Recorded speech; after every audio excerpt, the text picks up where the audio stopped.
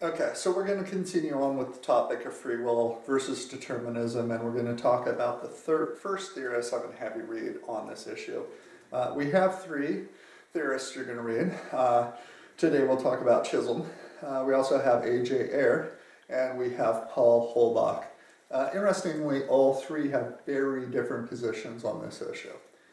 So our first theorist, Roderick Chisholm, has a view in favor of free will. Now, it turns out he doesn't like the word, right? He thinks that free will isn't quite the way he wants to describe it. But he works at that dilemma of determinism we just got done talking about in the introductory film to this section by working backwards. So, again, the dilemma of determinism is that if determinism is true and all of our actions are caused, then we can't be held morally responsible. The second premise was that if indeterminism is true, then some actions, namely human actions, are uncaused, right, or random, and again, we can't be held morally responsible. The third premise is either things are caused or they're not. Determinism or indeterminism is true. The conclusion was either way, people can't be held morally responsible. So he takes a look at this and he decides that he's going to start by working backwards. He's going to claim that the conclusion's false. He thinks people can be held morally responsible. And his question then is, what would we need to do in order to salvage moral responsibility? And he says that we'd have to make some far-reaching assumptions about the nature of human beings in order to do it, right? So let's see how he goes, right? Key to his argument here is he makes a distinction between two kinds of cause. One he refers to as eminent causation, and the other is transient causation. Let's start with eminent causation. Now, he admits that he's sort of making these terms up. That's fine. Philosophers can do this all the time. Politicians can do it bigly too, right? Eminent causation has two defining characteristics. The first is when it's an agent who causes an action, so a sentient being, a person, or some sort of conscious agent. And second, nothing could cause the agent to do it, right? So here the agent did it for a reason, but that reason wasn't a cause, right? Transient causation, on the other hand, is the typical sort of causation that we see in the world. So it's when billiard balls hit each other, or I roll a bowling ball and knock over pins, or when I slam into somebody's car with my car. All those are cases of transient causation.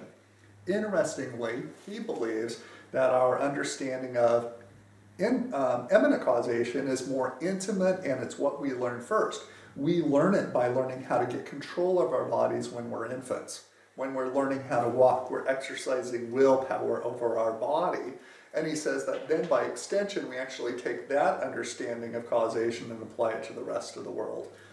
Now, this distinction is key to his argument for human freedom, right? Because again, in that Pottery Barn example, we get this conclusion, or we get this inference that moral responsibility always flows up the causal chain, right?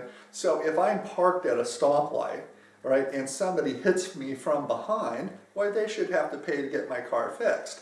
But if I'm stopped and the person behind me stopped and somebody hits them so hard that they hit the back of my car, lo and behold, the person behind me doesn't have to pay.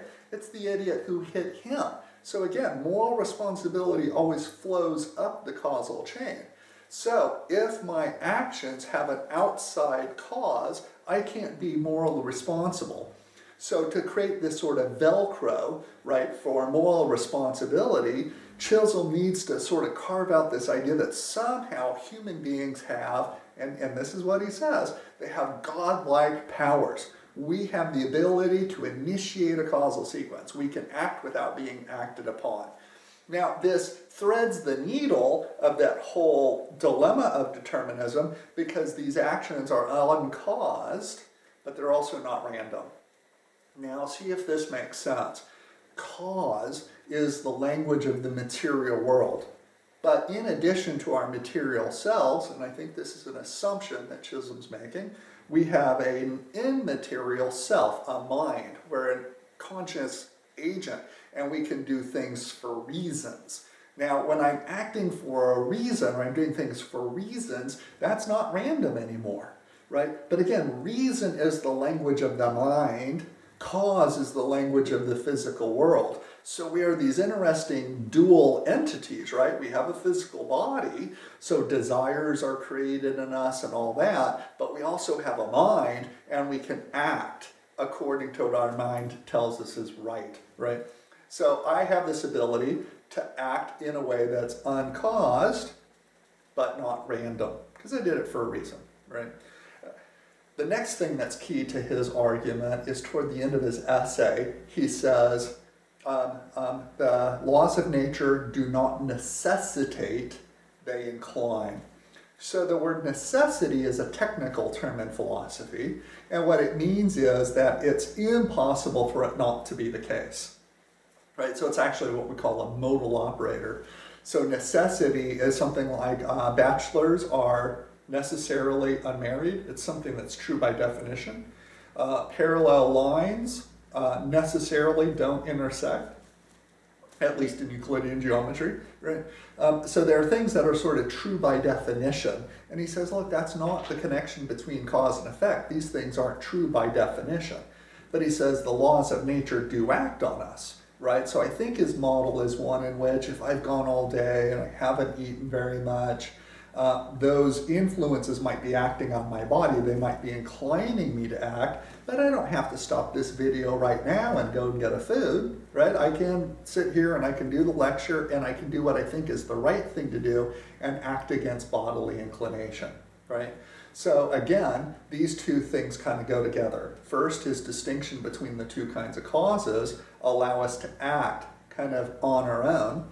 And now we learn with the second distinction that the laws of nature are more like that set of friends that you had in high school, you know, the ones that got you in trouble. They might have influenced your behavior, but did they force you to act? Well, no, right? So again, all these laws of nature act on me and they produce the various desires, but I don't think I have to act on those desires, at least according to Chisholm. I have the ability to be an eminent cause. I can act against them to do what's right.